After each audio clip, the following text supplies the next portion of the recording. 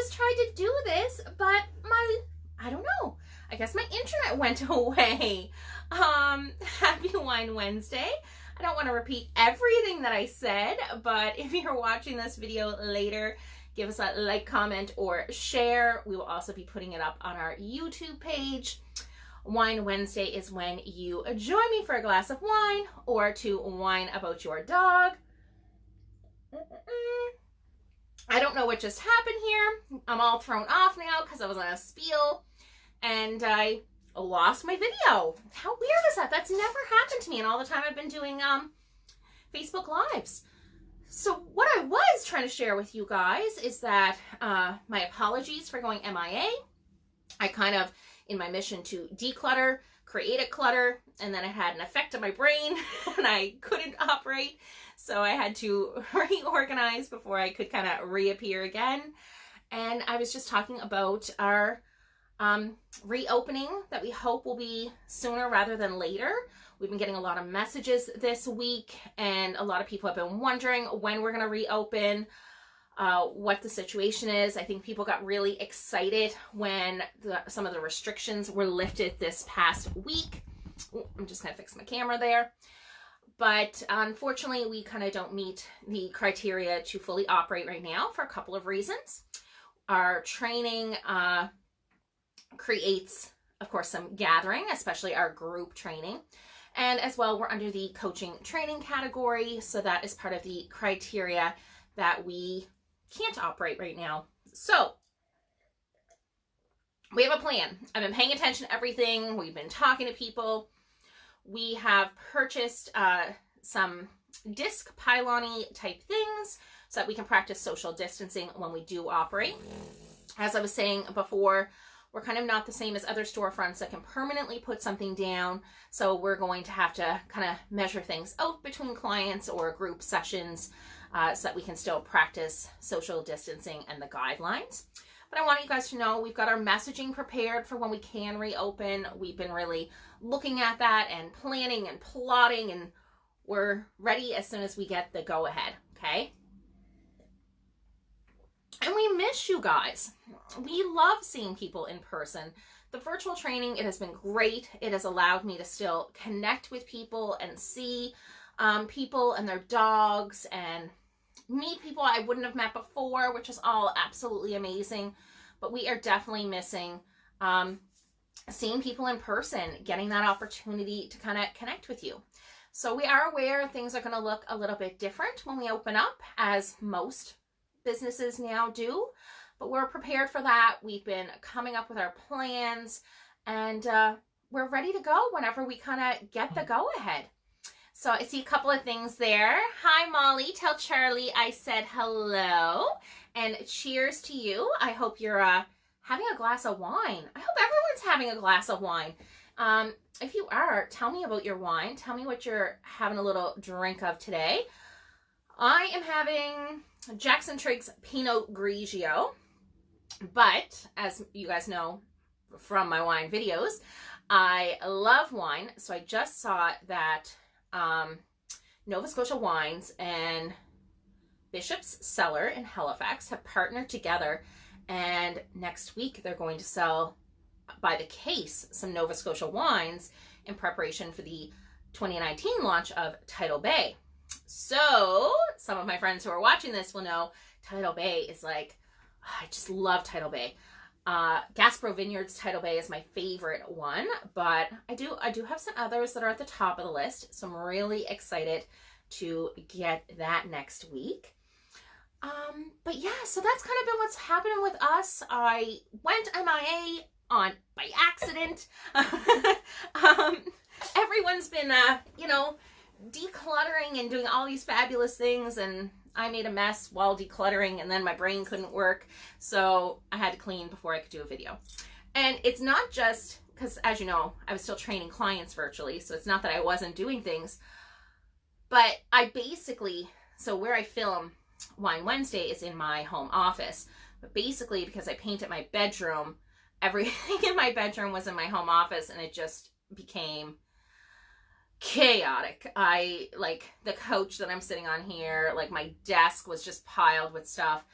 everything was just, I couldn't function. Oh, Shelly, you love a title bay? Yes. It is definitely my fave. My fave. Some people don't really like the sweetness of it, but it's my jam. It is my jam. Hey, Rain, I hope all is well with you.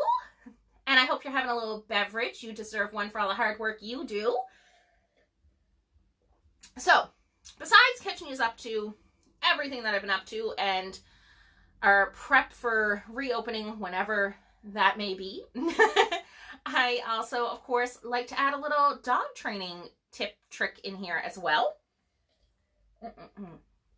I keep readjusting myself because Sophia is with me today and she's huge and she's heavy and she keeps using this arm. I just had to pull her up so she's not using the arm anymore.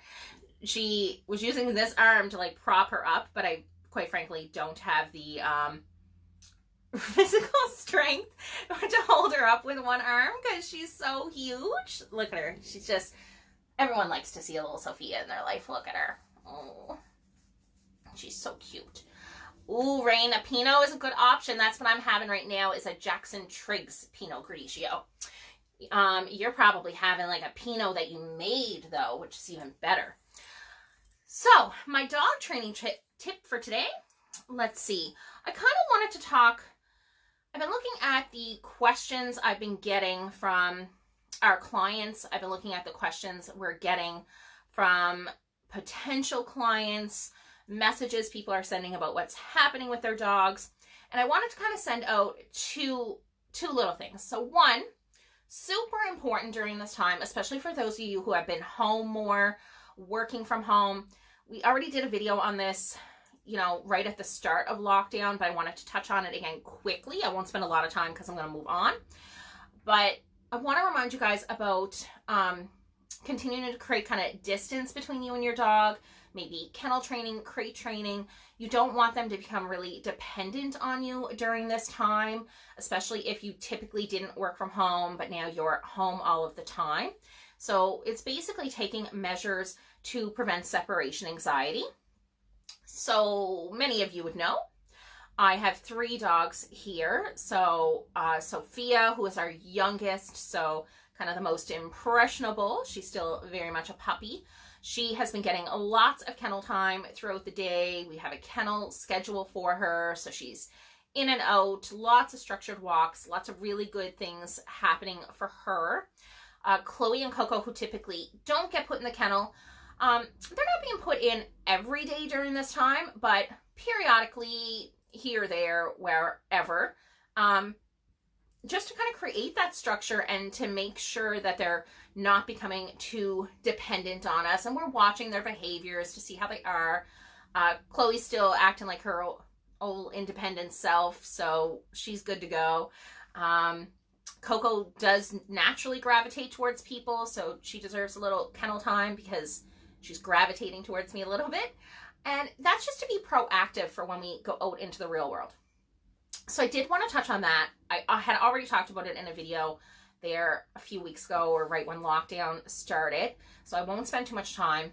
The other thing I wanted to talk about, because of the messages I'm getting about things happening with people's dogs, is freedom. Okay, so I kind of believe that freedom is earned for your dog, basically. So what do I mean by that? It means that I, in general, throughout the day, am giving my dogs a lot of structure and guidance. They're not just wandering around aimlessly, or they're not following me around excessively. They're not staring out the window. They're definitely not staring out the window, you know, barking at things or reacting to things or feeling tense about things. There's a lot of guidance happening throughout their entire day. And I think that that's really, really important. A lot of people don't do enough of that. And the messages we're getting, a little bit more structure, or creating less freedom, more structure for the dog, would really help with a lot of the issues that we're presently seeing. And I know it's hard for people to comprehend, because often when there's something happening with your dog, you're just seeing that one thing, right? So maybe your dog is an excessive barker. So you're seeing that your dog loves to bark at the mailman or barks whenever the neighbor goes to get in their car or whatever. You're seeing that one thing, but there's often all kinds of things happening with the dog that actually need to be worked on and not just that one thing. So I constantly am saying to clients and potential clients that we're looking at the whole dog and not just that one issue that someone comes to us with. We're not just looking at the nipping or the barking or the jumping or the counter surfing. We're looking at everything that's happening with that dog and going from there. So I think that's a really important thing for people to kind of be mindful of and consider. So some of the things you can do, of course, if your dog is kennel or crate trained, you can create a schedule for that. Structured walking, that's another really, really great one. And basically kind of creating rules within the house. So if every time you get up from the sofa, your dog follows you, give them a direction instead. What would you rather they be doing? So it could be laying in a pet bed. It could be staying where they were, whatever it is. But kind of taking that aimless wandering, following away. If they are pushy towards you, so kind of nudging you along a lot, picking and choosing when they listen to commands, then you really want to change some of that as well to help work on the relationship. It's definitely something we're seeing a lot of right now, and it'll be interesting to see how people get along with creating some like rules and boundaries and structure, because I know it's really hard. I know it's not fun. You know, it's way more fun to snuggle them on the couch and tell them how much you love them. But if you want a happy, healthy, well-balanced dog, then you might need to create some rules and some distance and some boundaries for them. And I don't have a cookie cutter approach. I have 3 dogs here in this house, and I treat each and every one of them differently. And that's okay. You know, my oldest dog, Chloe, has way more freedom than, you know, Sophia, who's laying here on my lap. And, you know, Sophia wasn't allowed to make the decision herself to come up here in this room. I decided. I actually said to Jason, oh, go get Sophia. She can come up here in my office with me. These are all decisions that we're making for the dog, not that she's being pushy and deciding to lay up here on top of me. So I'm hoping that makes sense. I'm hoping I'm articulating myself well. But we want to basically be providing for the dog what that specific dog needs, okay? My dog Coco can sleep in my bed. My other 2 dogs don't. There's no cookie cutter approach, as I said. We're just looking at each dog individually and what is their needs, what is best for them, what can they handle, and what helps them to be the happiest, healthiest dog. Your dog can love you, but still be a jerk. Okay? And that's kind of a conversation that I have with a lot of people, is how all the things their dog is good at, or how much their dog loves them, or how sweet their dog is. That's okay, but your dog can be all of those things and still display undesirable behaviors. So we want to work towards preventing or eliminating those behaviors if they've already arisen. I hope that makes sense. Does it? I hope everyone's still having a glass of wine.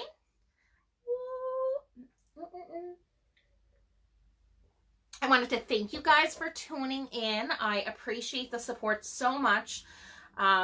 You know, especially like many small businesses, we all need the support now more than ever.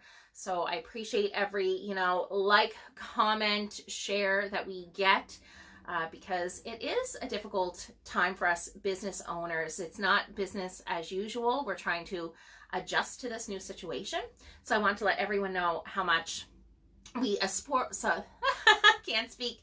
Appreciate you and appreciate your support and you following along on our dog training journey.